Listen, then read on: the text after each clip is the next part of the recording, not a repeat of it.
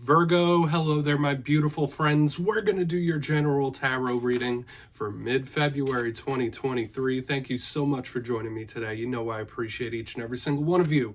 So let's get right down to business, as always, and start you off with an oracle card here, just so we could dip our toes into energy and see what's going on for my lovely Virgo collective. I hope you're all doing fabulous, my friends.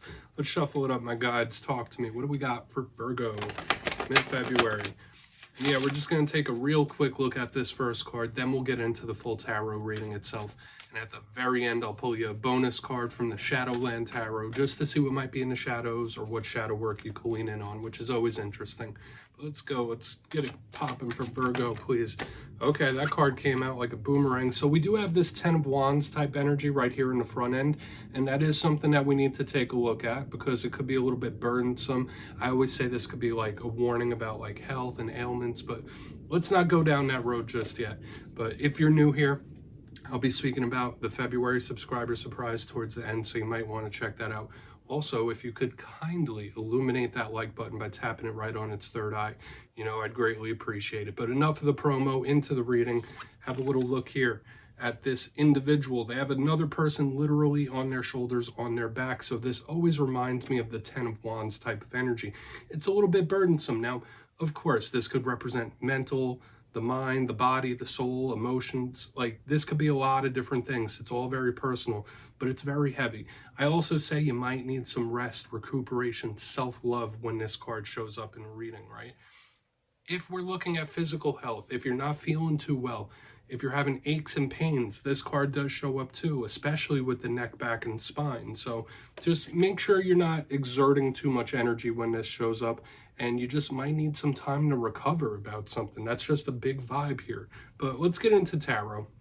I always say that first card, it doesn't make or break the reading, so don't get too nervous about it just yet. It's only a footnote for us. And yeah, I'm going to get you 3 cards in the upright before we get the juicy, intuitive messages flowing. Let's shuffle it up. Let's see what we got for the Virgos here, my guides. Talk to me. So, last week's reading, and you know me, I like to keep the titles very quick and concise. It was titled A Harsh Talk. And a lot of your communication styles in recent days and weeks could have been like extra straightforward and honest. That's something I was seeing a lot last week. Big communication vibes, but like no fluff. So if you've been having certain combos like that, hopefully they haven't been too damaging in any way, but only take the readings how they hit. I always say that. So let's get 3 out here now, because we could be seeing your energy or somebody else's, right? It's all personal. Let's see what we got. You already know that, though, if you watch tarot readings. Let's get 3 for Virgo. Thank you. Star card, position number 1. That's a pretty good way to start. This is a very optimistic card. It's a card that is future-based as well, like looking towards the future. Big Aquarius energy. We are in the time of Aquarius at the time of this filming. So let's get 2 more. Thank you. 2 of Swords. This showed up in the exact same place during the Capricorn reading as well, like right in the center. One of my bigger cards of mystery. Yeah, there could be a lot of mystery surrounding, a lot of unknowns. Okay, maybe the unknown is affecting you in some sort of way. And we have Judgment on the back end. Very powerful energy here. Okay, yeah, we're really going to need to dissect this one, Virgo. And I say it every week. Your readings are usually like very nuanced, and I'm picking that up here already. But let's go through. I'll give you some of the classical meanings, then we'll get into the juicier stuff. At first glance, 2 very powerful major arcana. If you look at the extreme ends, the Star, Judgment, they're both angelic in nature, but they are very, very strong and powerful. Possible life-changing archetypes with the mystery right in the center. But position number 1, the Star, like I was already saying, this is a card that could represent Aquarius, the water bearer. So in my simplistic style of reading, this could be speaking about the remainder of Aquarius season, something that could be happening or something that could be coming towards you. Aside from that, I love this card. It's a card of hope. It's a card of the future, seeing a light at the end of the tunnel. This is also a card of wish fulfillment, good things coming in, a card of hope. So a lot of you might need to stay hopeful or remain hopeful about something, or be a little more optimistic when the Star shows up. But it's good. This could be something really nice coming in, because even though we have mystery right here in the center, that doesn't mean it's bad mystery. So we'll just have to get back to that, because very powerful. Future focus, though. In the center, we have the 2 of Swords. all twos in tarot could represent decisions, being at a crossroads, right? Some of you might feel like you're at a crossroads. You might need to make a choice, make a move, decide on something. This could also represent confusion or indecisiveness. When I see the Two of Swords, though, since this individual is hoodwinked, blindfolded, I always say this is one of my bigger cards of mystery. The unknown, the unexpected, the surprising. So I really want to clarify this and see what it could be about. Oh, it almost jumped out of my hands there, my friends. Let's put it back down. We don't want it escaping on us. So maybe there could be doubt about the future, like what you're going to do, where you're going to go. And that's a very normal thing to feel, right? Every human being at one time or another is stressful about the future. There's a lot of mystery about how something's going to shake out. On the back end, we have this beautiful angelic energy. And I want to say this too. The two cards on the back end are usually decision choice cards, right? Because judgment could be literal judgment calls. You might be passing a judgment down. Maybe you feel like someone's judging you here. But to me, this is a very transformative, change-based type of energy. It's Plutonian in nature. Now, of course, it has this archangel, which is always a good sign in tarot readings. But when I see judgment, I think of change. I think of things moving. This is a very explosive, change-based type of energy. So I really want to get down to the nitty-gritty on it. And, pardon me, as I've been saying, on the extreme ends of this mystery, this is a lot of power. Very strong energies here. So with all that being said, let's dive deeper, Virgo. Let's jump in and clarify. All right, let's get a good shuffle here for my friends. Talk to me. What do we got, my guides? And yes, this is where I'm going to go intuitive with the message, which means I just tell you how it feels to me. So feel free to do further research or rely on your base knowledge of tarot, because as you know, every single reading is about the reader's interpretation. I'm just giving you mine. Let's go in on a star. And if you're a reader yourself, please feel free to play along. That's why the box is here. If you're feeling any messages that you want to give to Virgo, you could drop it down in the comments. I don't mind at all. All right, star time. And yeah, the change-based energy, that was showing up like 2 or 3 weeks ago, literally. And it's showing up again. Why is the star here for Virgo? All right, thank you. 9 of Pentacles. Okay, yeah, this is lone wolf syndrome. So if not you, there could be somebody like, and I'm not saying that in a bad way at all. We have the 9 of Pentacles in the upright. This could be spirit giving you a little bump on the shoulder saying like, listen, you can do it. You could do it on your own.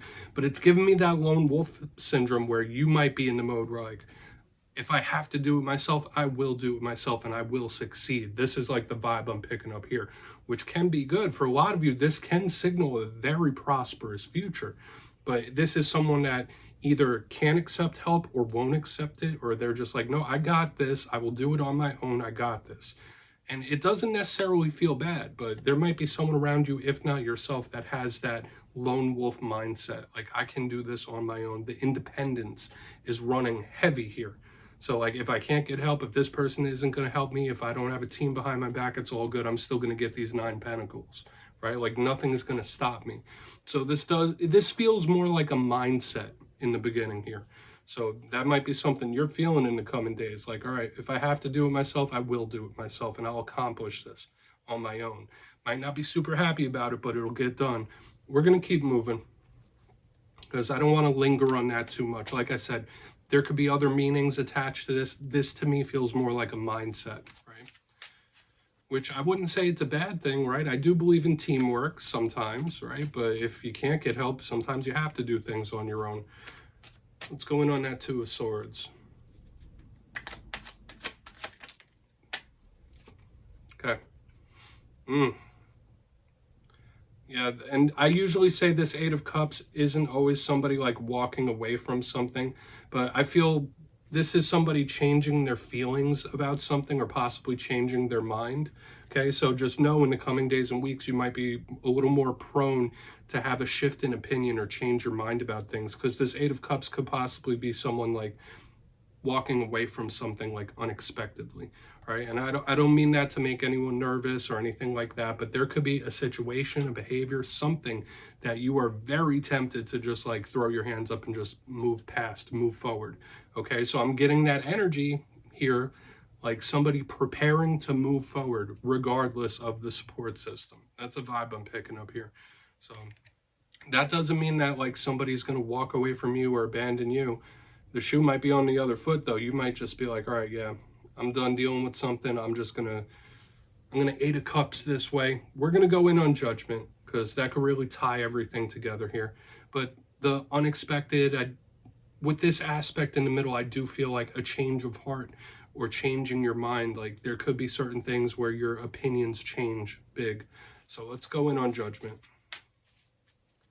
Let's see what that's about. Because like I said, that's very powerful on the back end too. So why is Judgment here for Virgo?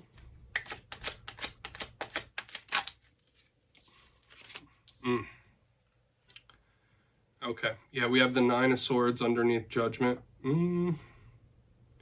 This is somebody absolutely stressed to the gills about something. That's what I'm feeling here. Because obviously you see the imagery on that card, that person, they can't sleep.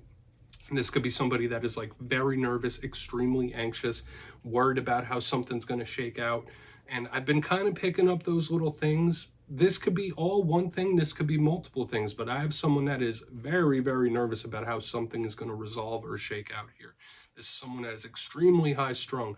And I do get this from time to time for different signs as well. But underneath Judgment, like someone who feels like it's not going to go their way possibly. Like, yeah, this isn't going to go my way. So I also want to point out we have repeating numbers. We have the 9 of Pentacles.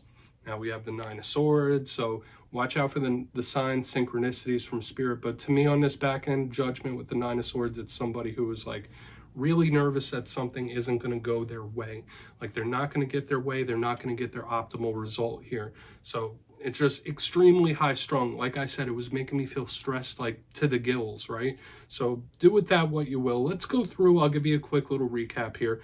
Then we'll get into the shadow card. If you kindly look in the box, position number 1, we have the Star card with the 9 of Pentacles. Not bad at all. This could be good abundance, a very prosperous future. But the main intuitive vibe I was picking up here is that lone wolf syndrome. Like, I will do it myself. I don't need anyone's help. If I got to do it on my own, even if I'm not happy about it, I will make it happen. So there might be a thirst for independence in the coming days and weeks, okay?